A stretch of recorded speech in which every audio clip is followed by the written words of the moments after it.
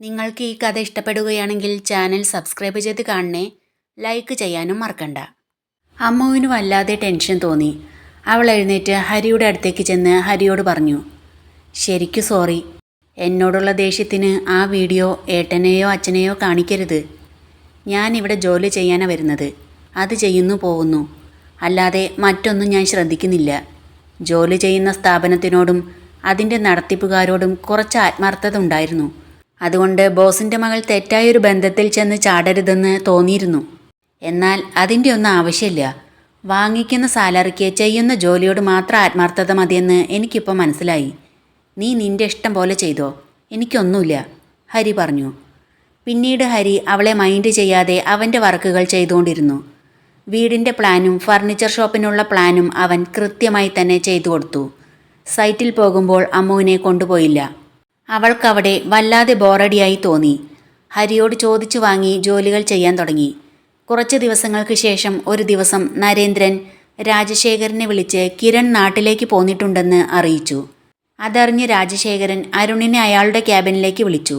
നരേന്ദ്രൻ വിളിച്ചിരുന്നു അരുൺ. കിരൺ അവിടുന്ന് പോന്നെന്നാ പറഞ്ഞത്, രാജശേഖരൻ പറഞ്ഞു. നാളെ അവരുടെ ഇവിടുത്തെ ഫ്ലാറ്റിൽ ചെന്ന് മീറ്റ് ചെയ്യാച്ചാ. അവിടെ ആയിരിക്കില്ലേ അവൻ താമസിക്കുന്നത്, അരുൺ പറഞ്ഞു. അമ്മുവിനോട് ഇനി കാര്യങ്ങൾ പറയുന്നതല്ലേ നല്ലത്, രാജശേഖരൻ ചോദിച്ചു.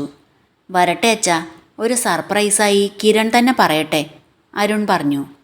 കിരൺ നാട്ടിലെത്തി 2 ദിവസം കഴിഞ്ഞാണ് ഓഫീസിലേക്ക് വന്നത്. കിരൺ ഓഫീസിലെത്തിയപ്പോൾ അരുൺ കിരണിനെ കൊണ്ട് ഹരിയുടെ അടുത്തേക്ക് പോയി. ആ സമയത്ത് അമ്മു എത്തിയിട്ടുണ്ടായിരുന്നില്ല. ഹരി, ഇത് കിരൺ, കെ ഗ്രൂപ്പ് ചെയർമാൻ നരേന്ദ്രൻ്റെ മകനാ, അരുൺ കിരണിനെ ഹരിക്ക് പരിചയപ്പെടുത്തി. കെ ഗ്രൂപ്പ്, ഹരി സംശയത്തോടെ ചോദിച്ചു. അതെ, കുറച്ച് ദിവസം കിരൺ നമ്മുടെ കൂടെ ഉണ്ടാകും, അരുൺ ഹരിയോട് പറഞ്ഞു. കിരൺ, ഇത് ഹരി, ഇവിടുത്തെ നല്ലൊരു എഞ്ചിനീയറാ, അരുൺ ഹരിയെ കിരണിന് പരിചയപ്പെടുത്തി.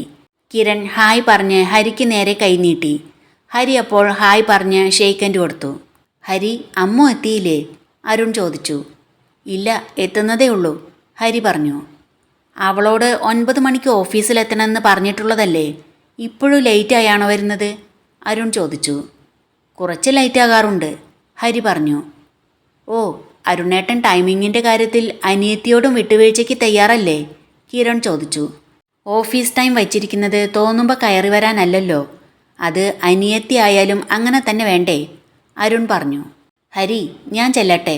ഇന്നു മുതൽ കുറച്ച് ദിവസം കിരണിനെ കൂടി ഹരിയുടെ ടീമിലേക്ക് കൂട്ടിയേക്ക് എന്ന് പറഞ്ഞ് അരുൺ അവിടുന്ന് പോയി. ഇതാണോ അമ്മുവിൻ്റെ ടേബിൾ എന്ന് പറഞ്ഞ് കിരൺ പോയി അമ്മുവിൻ്റെ സീറ്റിലിരുന്നു.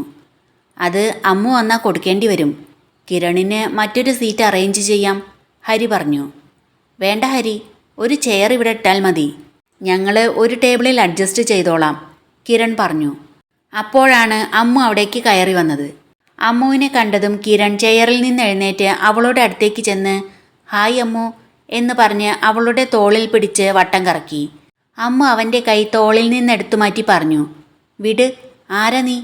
അമ്മു, നിന്റെ അച്ഛനും ഏട്ടനും ഒന്നും പറഞ്ഞില്ലേ, കിരൺ ചോദിച്ചു. അവൾ അപ്പോൾ ഹരിയെ നോക്കി. കെ ഗ്രൂപ്പ് ചെയർമാൻ നരേന്ദ്രൻ സാറിൻ്റെ മകൻ കിരണാ ഇത്, ഹരി അമ്മുവിനോട് പറഞ്ഞു. നരേന്ദ്രൻ അങ്കിളിൻ്റെ മകൻ കിരണോ?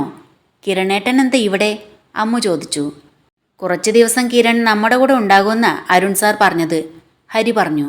കിരണേട്ടന് ഈ സിറ്റിയിൽ വേറെ ഓഫീസുണ്ടല്ലോ, പിന്നെ എന്തിന് ഇവിടെ വരണം, അമ്മു ചോദിച്ചു. ഏയ് അമ്മു, നീ എന്നെ കിരൺ എന്ന് വിളിച്ചാൽ മതി. ഓസ്ട്രേലിയയിൽ ഏജ് ഓവറാണെങ്കിലും ബോയ് ഫ്രണ്ടിനെ പേരാ വിളിക്കുക, കിരൺ പറഞ്ഞു.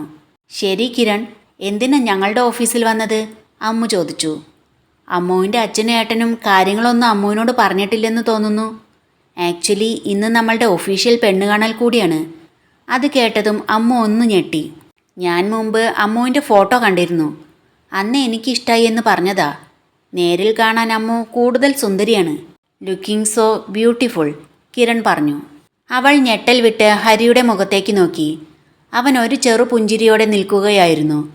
പിന്നീട് അവൾ ഒരു പരിഭ്രമത്തോടെ തറയിലേക്ക് നോക്കിയ ശേഷം അവിടുന്ന് പോകാൻ തുടങ്ങിയപ്പോൾ കിരൺ പിന്നാലെ ചെന്ന് ഏയ് അമ്മു നിൽക്ക് എന്ന് പറഞ്ഞ് അവളുടെ കയ്യിൽ പിടിച്ചു. കയ്യിൽ നിന്ന് വിട്, അവൾ ദേഷ്യത്തോടെ പറഞ്ഞു. ഓ സോറി എന്ന് പറഞ്ഞ് അവളുടെ കയ്യിൽ നിന്ന് പിടിവിട്ട് അവൻ ചോദിച്ചു. എന്താമ്മു ഒന്നും പറയാതെ പോകുന്നേ? ഞാൻ അച്ഛനോട് പറഞ്ഞോളാം എന്ന് പറഞ്ഞ് അവൾ അവിടുന്ന് പോയി. അവൾക്ക് സർപ്രൈസ് ആയെന്ന് തോന്നുന്നു, കിരൺ പറഞ്ഞു. ശരിയാ, ശരിക്കും സർപ്രൈസ് ആയിട്ടുണ്ട് എന്ന് പറഞ്ഞ് ഹരി അവൻ്റെ സീറ്റിൽ പോയിരുന്ന് വർക്ക് ചെയ്യാൻ തുടങ്ങി. അമ്മു രാജശേഖരൻ്റെ ക്യാബിനിലേക്ക് ചെന്നപ്പോൾ അമ്മുവിനെ കണ്ട് രാജശേഖരൻ ചോദിച്ചു, അമ്മു, നീ കിരണിനെ കണ്ടില്ലേ? എന്താ അച്ഛാ ഇത്, എന്നോട് പറയ പോലും ചെയ്യാതെ? അമ്മു ചോദിച്ചു. നിനക്ക് ഒരു സർപ്രൈസ് ആവട്ടെ എന്ന് വിചാരിച്ചു, രാജശേഖരൻ പറഞ്ഞു. ഞാൻ ഒട്ടും സർപ്രൈസ് ആയില്ല, എനിക്കിപ്പോൾ കല്യാണം വേണ്ട, അമ്മു പറഞ്ഞു. അമ്മു, ഇത് നരേന്ദ്രൻ ഇങ്ങോട്ട് ആവശ്യപ്പെട്ടതാ.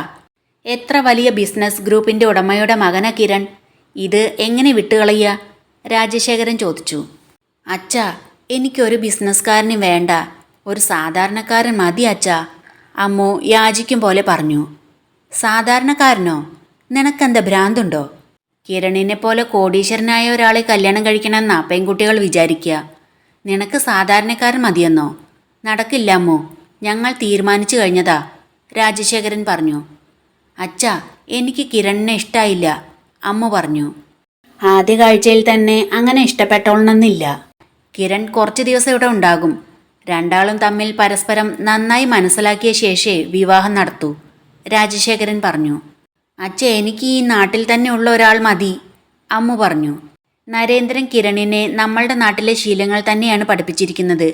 നീ അവനോട് സംസാരിച്ചില്ലേ? നന്നായി മലയാളം പറയുന്നത് കേട്ടില്ലേ? വിദേശത്ത് ജനിച്ചു വളർന്നു എന്ന് കരുതി അവൻ വിദേശികളെ പോലെയൊന്നുമല്ല. അവൻ കുറച്ച് ദിവസം ഇവിടെ ഉണ്ടല്ലോ, അപ്പം നിനക്ക് അവനെക്കുറിച്ച് നന്നായി അറിയാൻ കഴിയും. നീ അവനെ അവിടെ തനിച്ചിരുത്തി വന്നത് ശരിയായില്ല, അവിടേക്ക് ചെല്ല്, രാജശേഖരൻ പറഞ്ഞു. തനിച്ചിരുന്ന പേടി തോന്നാൻ കൊച്ചുകുട്ടിയൊന്നുമല്ലല്ലോ എന്ന് പറഞ്ഞ അമ്മു ദേഷ്യത്തോടെ അരുണിൻ്റെ ക്യാബിനിലേക്ക് ചെന്നു. അമ്മു, കിരണിനെ കണ്ടില്ലേ നീ? അരുൺ ചോദിച്ചു. ഏട്ടാ, എനിക്ക് കിരണുമായിട്ടുള്ള വിവാഹം വേണ്ട, എനിക്ക് കിരണിനെ ഇഷ്ടമായില്ല, അമ്മു പറഞ്ഞു. ആദ്യ കാഴ്ചയിൽ തന്നെ ഇഷ്ടപ്പെട്ടോളണമെന്നില്ല. കിരൺ ഇവിടെ കുറച്ച് ദിവസം ഉണ്ടല്ലോ, കിരണിനെ നന്നായി മനസ്സിലാക്കാൻ നിനക്ക് സമയമുണ്ട്. എന്നിട്ടേ വിവാഹം നടത്തുന്നുള്ളൂ. നീ ഇപ്പോൾ അവൻ്റെ അടുത്തേക്ക് ചെല്ല്, അരുൺ പറഞ്ഞു. അമ്മ അവിടുന്ന് സങ്കടത്തോടെ പോന്നു. അവൾ അവളുടെ സീറ്റിലേക്ക് വന്നുകൊണ്ടിരിക്കുമ്പോൾ ചിന്തിച്ചു, എങ്ങനെയാ അച്ഛനും ഏട്ടനും പറഞ്ഞു മനസ്സിലാക്കുന്നത്? ദീപകിൻ്റെ കാര്യം ഞാൻ എങ്ങനെ പറയും? അവരെങ്ങനെ റിയാക്ട് ചെയ്യുമെന്നറിയില്ലല്ലോ. എന്താ ഒരു വഴി? അങ്ങനെ ചിന്തിച്ച് അവൾ അവളുടെ സീറ്റിലെത്താറായപ്പോൾ അവിടെ കിരൺ ഇരിക്കുന്നത് കണ്ട് അവൾക്ക് ദേഷ്യം വന്നു. അവൾ അവിടെ നിന്ന് ചിന്തിച്ചു, മറ്റൊരാളുടെ ഓഫീസിൽ കയറി വന്ന് എന്ത് അധികാരത്തോടെയാ ഇവൻ ഇരിക്കുന്നത്? അവൾ ഹരിയെ നോക്കിയപ്പോൾ അവൻ അവളെ നോക്കി പരിഹാസത്തോടെ ചിരിച്ചുകൊണ്ട് അവൻ്റെ സീറ്റിലിരിക്കുകയായിരുന്നു. അപ്പോൾ അമ്മുവിനെ കണ്ട് കിരൺ പറഞ്ഞു, അമ്മു, അച്ഛൻ പറഞ്ഞപ്പോൾ വിശ്വാസമായോ? അച്ഛൻ ഓക്കെ പറഞ്ഞില്ലേ? ഞാൻ ഓക്കെ അല്ല, അമ്മു പറഞ്ഞു. അവൾ ദീപകിൻ്റെ കാര്യം പറയാൻ പോകുകയാണോ എന്ന് ഹരി ചിന്തിച്ചു. ഒരാളെക്കുറിച്ച് ഒന്നും അറിയാതെ പെട്ടെന്നൊരു ദിവസം കൊണ്ട് കല്യാണം നടത്തി അയാളുടെ കൂടെ ജീവിക്കാൻ എനിക്കിഷ്ടമല്ല, അമ്മു പറഞ്ഞു. എനിക്കും അങ്ങനെ തന്നെയാ. ഫോട്ടോ കണ്ട് എനിക്കിഷ്ടമായി, നേരിൽ കണ്ടപ്പോഴും ഇഷ്ടമായി. എന്നാൽ ഭാവിയിൽ ഒന്നിച്ച് ജീവിക്കേണ്ടവരല്ലേ? അമ്മുവിനെക്കുറിച്ച് കൂടുതലായി എനിക്കറിയണം. അതിനുകൂടി വേണ്ടിയാ ഞാൻ കുറച്ച് ദിവസം ഇവിടെ നിൽക്കുന്നത്, കിരൺ പറഞ്ഞു. ഇനി എന്ത് ചെയ്യണമെന്നറിയാതെ അവൾ ആകെ വിഷമിച്ചു.